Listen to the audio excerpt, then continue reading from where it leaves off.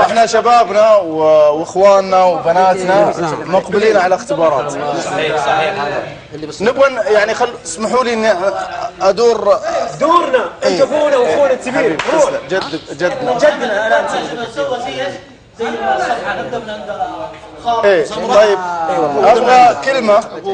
لا لحظه انا في لا معلش بس ابو ظافر، انا اتفقت انا وياك قبل نبدا، يعني اذا تكلم الشباب لو فاصل او اي شيء اتفقنا انه فيه كلام يعني داخل الشقه ما ودنا انه يطلع، يعني محترمين شوي، يعني نحترم بعضنا. يعني انا احب اذا ما تقول لي عبد الله قل لي ابو ناصر، اذا ما تحب تقول ابو ناصر قل لي عبودي، عندي 3 اسماء. وش فيك زعلت انت الحين؟ لا بس اختر كلمه انا تليقني انا يعني كشخص. ايش قالوا؟ اتمنى انك ما تقول خلها انت خله بس. يا اخي قلت انت بصبر.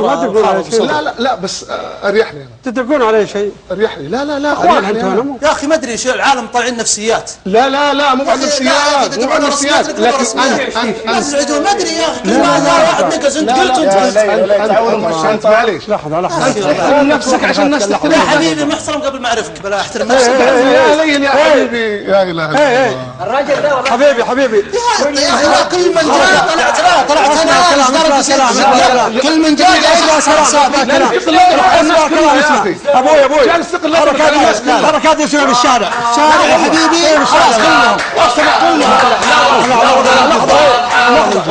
لحظة يا شباب لا والله من جد. والله كل من جاء يا اخي ينقز يقول لا يا اخي اذا انتم عندكم اشياء خلاص تكلموا فيها لوحدكم. يا اخي لا يا اخي اللي مو بعاجبه اللي شوفوا يا شباب من الان وقلتها قبل كذا، اللي ما يعجبه مزحي لا يقول لا تمزح. يا اخي قال لك قبل ندخل قال لك لا تقولها لي.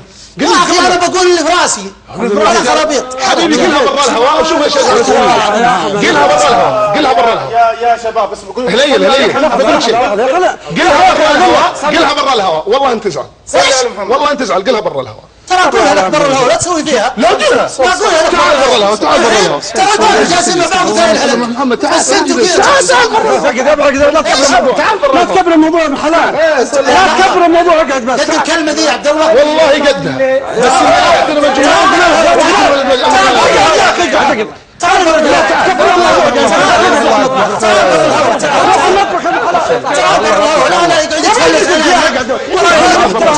مني يا عبد الله. يا شكرون اصغر منك على نفسك.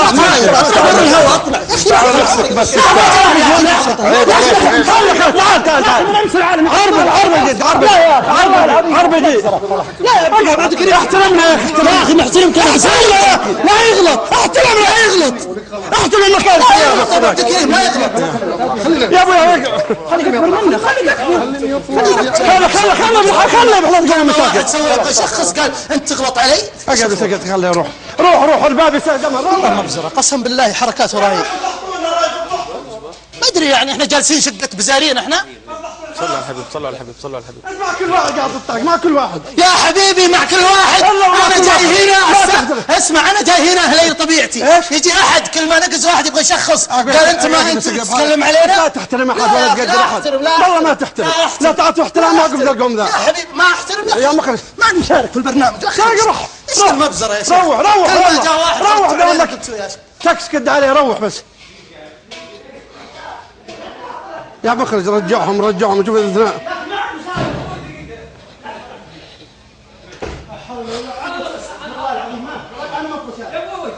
حلال والله العظيم يا اخي ما ابغى اشارك يا اخي. ابو عبد الكريم اذا كان هو بنفسه يا ابو حلال تبي صراحه متحملك من اول ولا ابغى والله يا تقول ترحم امك يا شيخ. ليه حملتك كل مره ما قلت بس. روح بس روح المجنون ذا. تحملناك من اول. تحملت يغلط على الرجال ويغلط. يا مخرج شوف لا احد يطلع يرجعوهم ويتصرفوا ولا جلسوهم تحت الاداره. جلسوهم خليهم يجلبوا احد يا شيخ. وانت بعد قومت بمشاكل انت تقعد اي قايم اقعد يا حبيبي لا يغلطون نتفاهم معهم وش اللي لا يا حبيبي وش دخل في الشقه؟ لا ايش اللي ما لي دخل؟ ما لك دخل يا اخي الشقه يا اخي ذا خوي وذا خوي اتركهم كذا غبي انا. اقعد بس خلاص اقعد ما تدخل في الامور لا تحملون شيء لا تحملون شيء احنا شيء نزعل ونصالح بينهم. ما تتدخل لا تتدخل خلاص اجلس. طاقه وطلعت بس.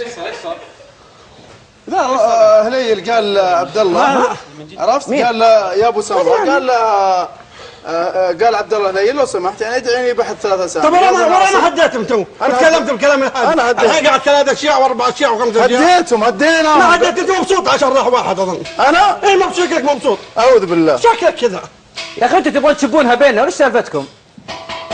كيف انا ناس انا بكيت يطقون يسأل يقول لك وش فيه ما يطقون هنا ما يطقون عنده يا اخي طيب نطلعهم قلنا نطلعهم انتوا عيتوا قلتوا خلوهم. يعني هذا اللي صار بينهم بس بسيط.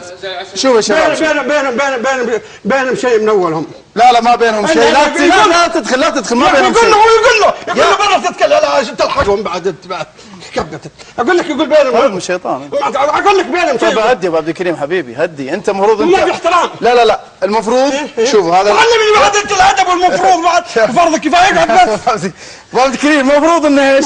يصير ايش هو اهدانا. والله لحظه يصير اهدانا. يا اخي وش سوى؟ يصير اهدانا. ايش سوى انت؟ لا ما عادي رمى يد موضوع طبيعي موضوع طبيعي يصير في بيت ترى يا محمد. لا والله ما قلت يا شباب يصير هذا في بيت يصير بين اخوان بين اصدقاء احنا شقه يعني احنا واقع. لو سمحت خلنا نتكلم. لا ما بليز خلنا حل المشكله اكسكيوز لو سمحت حل المشكله. محمد ولا انا بنرجعهم ترجع مين قاعد هنا ترجع مين يا اخي اصبر يا اخي هدى الشباب مسكون تحت. شباب الموضوع هذا انا كنت ابغى اعرف ايش انا اعلمك الموضوع هذا يصير المشكله يقول يتريق عليه يكلموا بعض برجوم اتكلم عليه وقت ما كانوا هم طالعين وهم جايين يا اخي ما تكلم ما قال كذا تفسر انا سامع الكلام. انتبعهم انت انا سامع الكلام انت المفروض كبير تكون اهدى واحد والله العظيم اهدى واحد. يقول لي يا ابو سمره زعل يقول عادي طيب يا اخي بس هو قال لك انا ما احب خلاص. الشباب يسموني سريوي عادي. ايش قال؟ سريوي سريوي انت اول مره اشوفك معصب كذا. ما يحترم هو من اول ما يحترم. من هو؟ ايش اسمه؟ لا من اول ما يحترم ما يحترم. ما بينهم مشكله يا ناس سوء فهم. اسمع لا معليش لا تشخص انا موجودين بينهم سوء فهم بس اللي شفتها انا الحين اصراخ وغضاء هاي شيء يصير في بيت. يعني بقول لك حاجه. افتح سمسم بقول لك شيء. الحين اللي صار بينهم ايه عادي يصير بين اي اخوان اختلاف خلاص. لكن اللي كبر المساله اللي هو الغضب. يعني شفت الصراخ وشفت هليل اطلب انه يبقى انا طالع عشان المشكله اللي صارت الحين. لكن لان لا يا رجل قولوا لا الله. الرجل لما يغضب ما يكون في وعي. غلطه ان العيال بيقومون وقعدتهم بعضهم انا غلطه صاروا مسكوهم ولا طلعوا بعد. صلي على محمد قولوا لا اله الا الله. اول شيء هذا الحدث مو جديد يعني يحصل ما بين اخوان واصدقاء وابو وولده ولكن طريقه التصرف انه هليل قال عبد الله طيب يا عبد الله يا هليل لا تقول لي ابو سمره قل لي ابو ناصر ولا عبد الله ولا الاسم اللي المحبب النفسي صح انا ما احب. قال هليل قال ايش؟ كلام عادي الى الحين كلام عادي قال جزاك الله خير. لا بس الشيطان دائما يدخل في الامور هذه صح ولا لا؟ ايش الشيطان؟ قام يثقف علينا هذا يبغى يصفى الجو عشان يسولف. اول مره اشوف ابوه ولا كبير. لا والله جد ابى اقول لك شيء تحت احنا عشان اقول لكم بالصوره احنا في حلقه من الحلقات كنا مجهزين احنا نتكلم عن الغضب. سبحان الله تصادفت اليوم فيه اسالك بالله يا محمد والله العظيم اني دخلت اليوم على المونتير انت اليوم لحظه دقيقه لحظه اشوف عصبي يا اخي لحظه خلينا نخلص. دخلت اليوم على المونتير وهو يشتغل على موضوع عن الغضب وما الغضب والمشاكل. سبحان الله تصادفت. انا اتمنى من الشباب اللي في الاعداد انهم ياخذون الماده ويجهزونها عشان تعرض لنا. خلوا دام انها صارت المشكله هذه الى ان يمسكون الشباب عبد الله وهليل هم تحت الشباب ماسكين هم تحت يهدون انفسهم وان شاء الله انهم بيرجعوا لنا.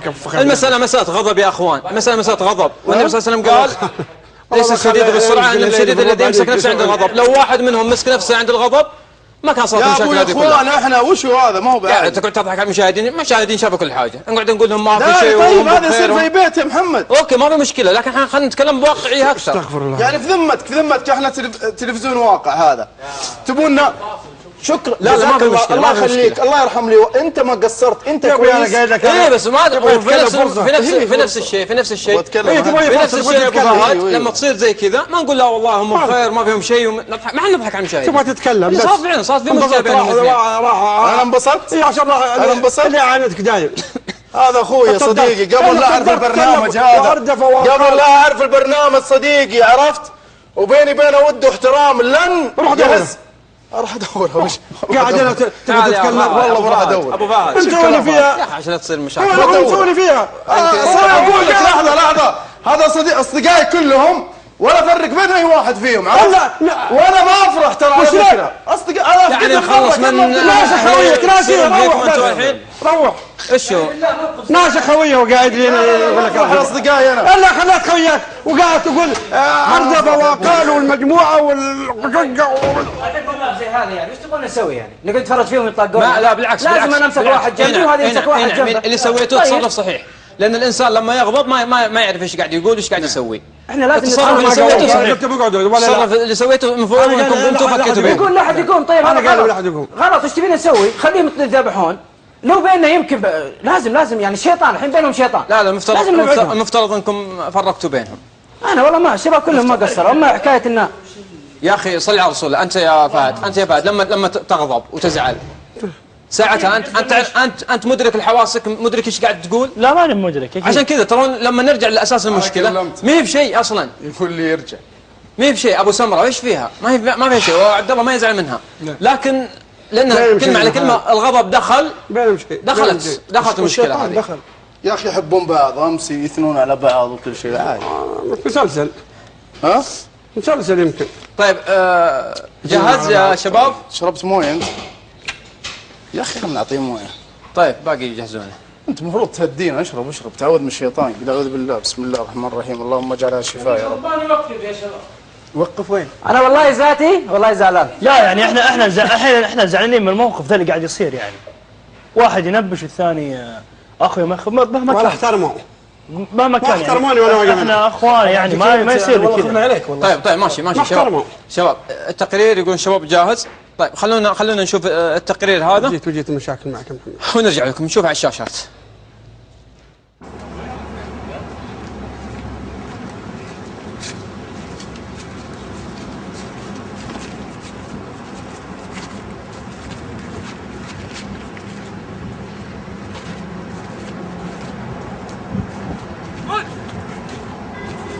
روح زين.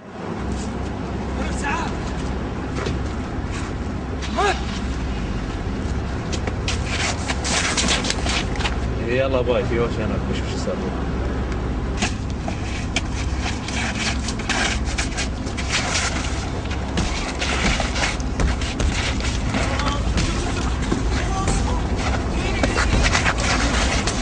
صاير زين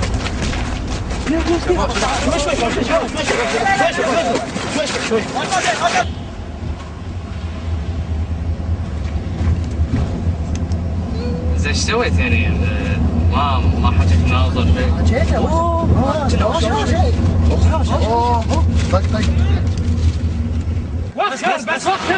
وخر عني.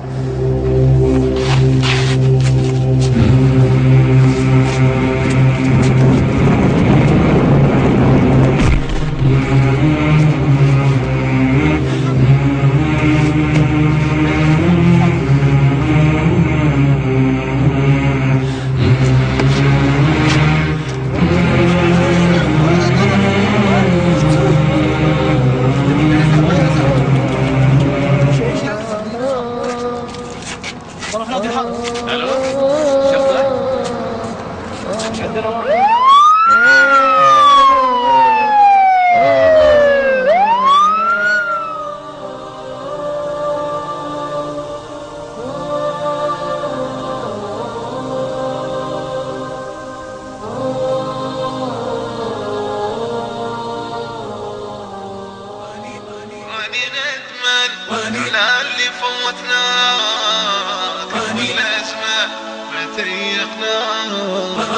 راني ندمان على اللي فوتنا كيف والأزمان ما تيقنا راني ندمان على اللي فوتنا كيف والأزمان ما تيقنا. عن أبي هريرة رضي الله عنه أن الرسول صلى الله عليه وسلم قال: ليس الشديد بالسرعة، إنما الشديد الذي يملك نفسه عند الغضب.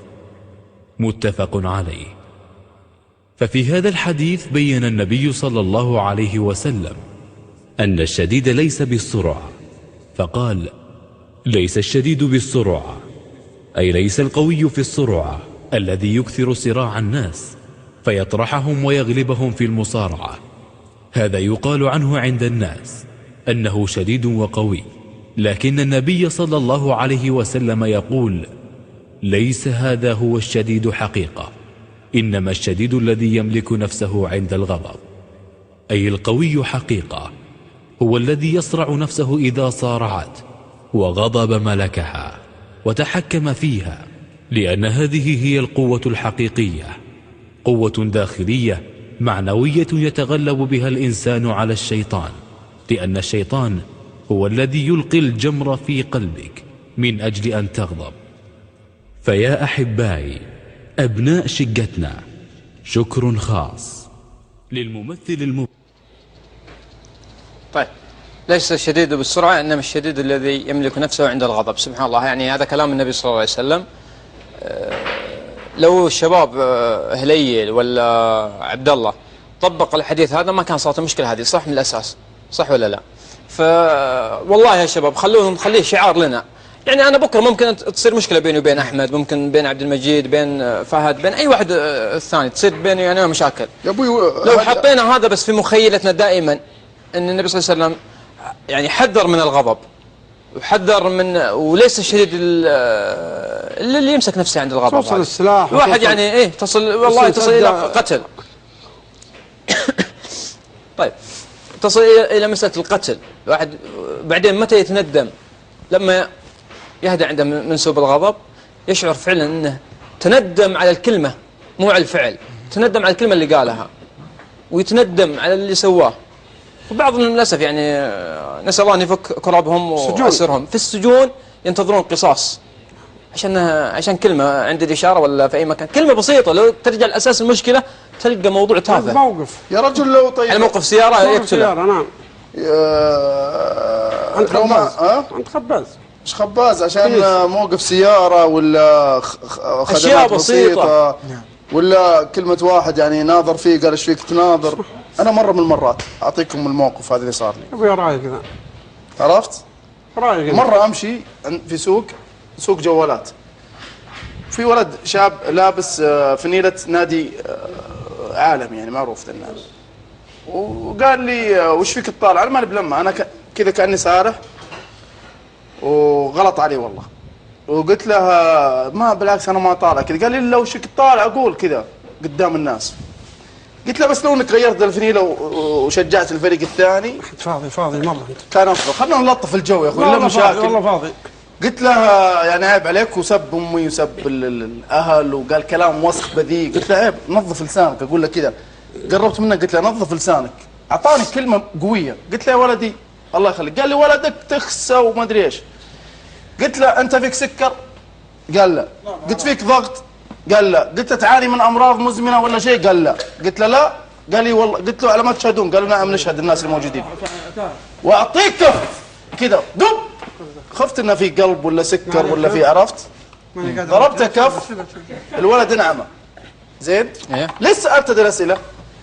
انا اقول له فيك سكر، اذا في سكر ما اضربه، اذا في قلب ما اضربه، لان اسالي بصراحه اسال امي قال كلام وسخ يعني ما ينقال. فاعطيته كف قلت الحمد لله عشان انا شهدت انك ما انت مريض يعني لو في حاجه ولا شيء.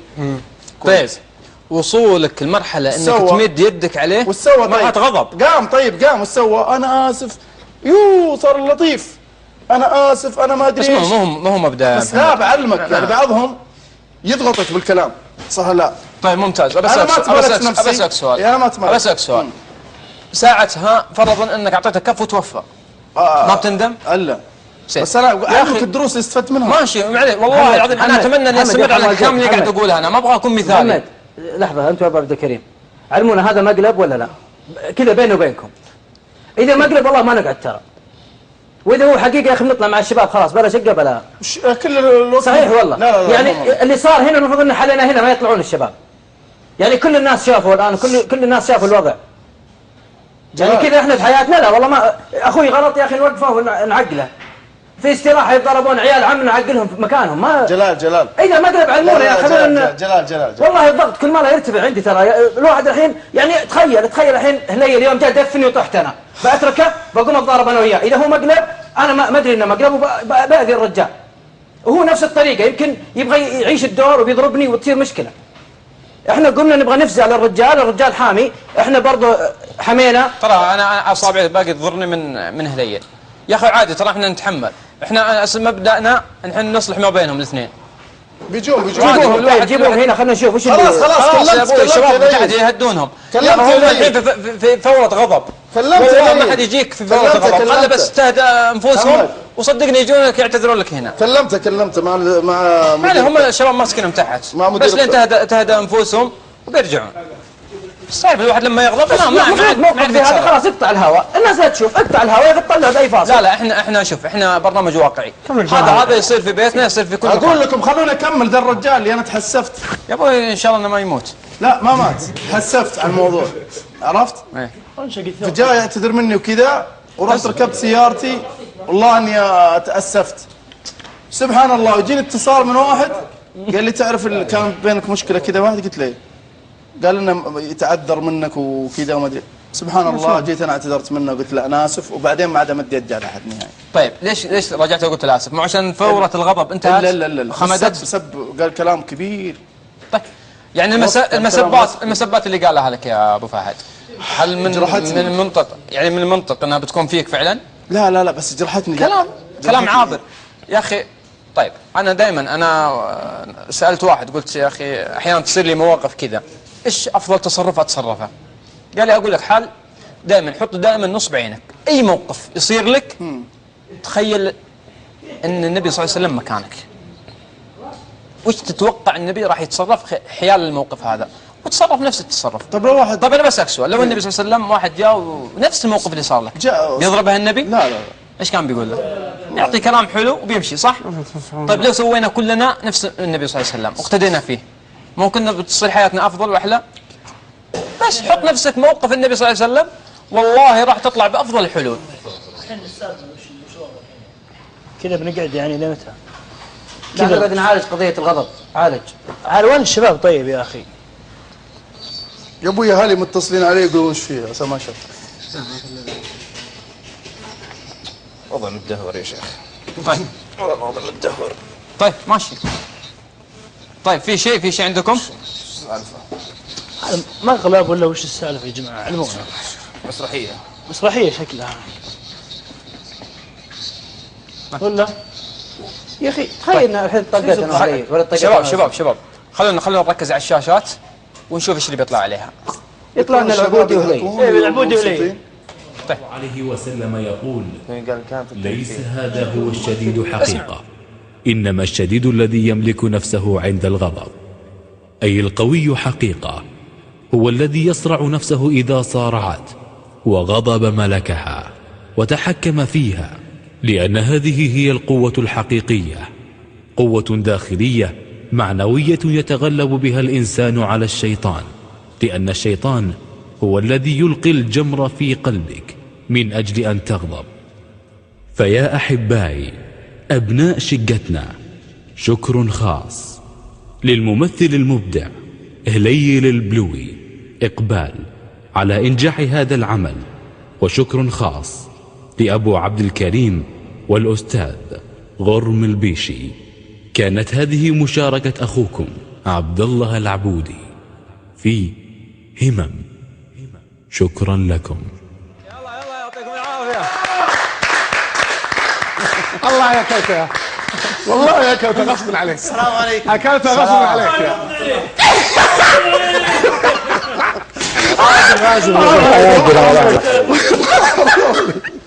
والله يا نجم حبيبي ترى يوم من الايام ابغى يصير بيني والله يا ابو فهد والله يا ابو فهد ضغط الدم ارتفع. يمين بالله لو انه مو مقلب لا ارجع ايش دعوه حبيبي يا عبد الله والله قمت ارتاح. لا خلينا نجيب ابراهيم بس. طبعا يا شباب الموضوع وضح وش هو، لكن انا حبيت اني اجيب الموضوع القرب الاختبارات وكملوا. خل بروح اجيب ابراهيم وجهي.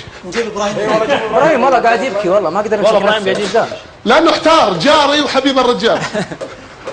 طبعا يا شباب بعلمكم حاجه الين نرجع للشباب. البارح بعد ما طلعنا من الشقه رحت انا وابو عبد الكريم، جلست مع العبودي وهليل وابراهيم في الشقه عندهم. ابراهيم رغم انه كان موجود معنا والله ما يعرف بالموضوع، وطبخنا الطبخه البارحه. ابراهيم جالس معكم ولا ايش؟ إيه ابراهيم لا كان مشغول بالجوال كان يكلم. وطبخنا الطبخه هذه البارح واتفقنا عليها وضبطنا كل حاجه وجينا وسويناها لكم اليوم. البعض بقول لك حاجه، بقول لك شيء.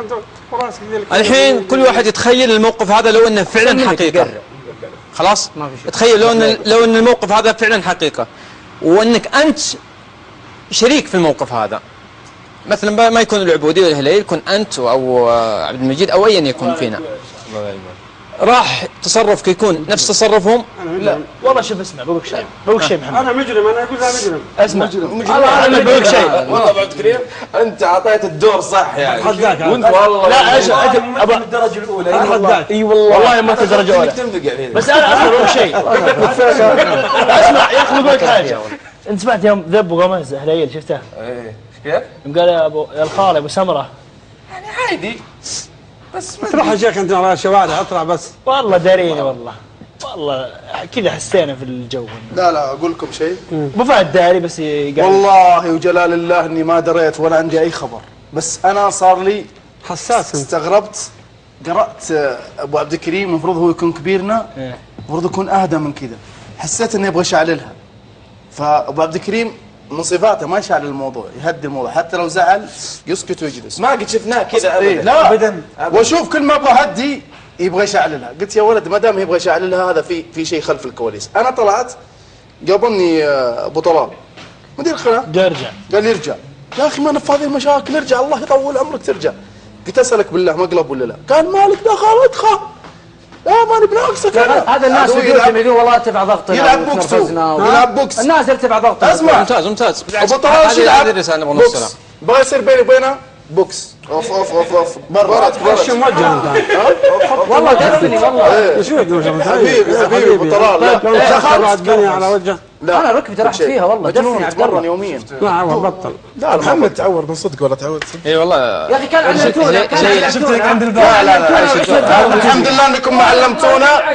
ترى الابتسامه اللي شفتوها على وجهي هذا يسمونه تدريب امتصاص الغضب. لو جاك كف من محمد، لو جاك كف من العبودي عرفت تبتسم. طيح الطقم ثاني. مسكت انا. ابو فهد لحظه وش تبتسم واحد زعلان؟ ما تزعل انت ابو فهد ما تغضب ابدا. اقول لك امتصاص انا نرفزني يقول لي اطلع مع خويك. والله لو انك تحت الهواء يمكن انك افلمت. لكن انا اقول ابو تبكي ولا يقول الشباب يعني انا يعني فعلا لما اني جالس وقاعد يعني اوهم نفسي انه مقلب وكذا، لكن فعلا انا ترى حسيت باعصابي يعني وارتفع الضغط عندي. عشت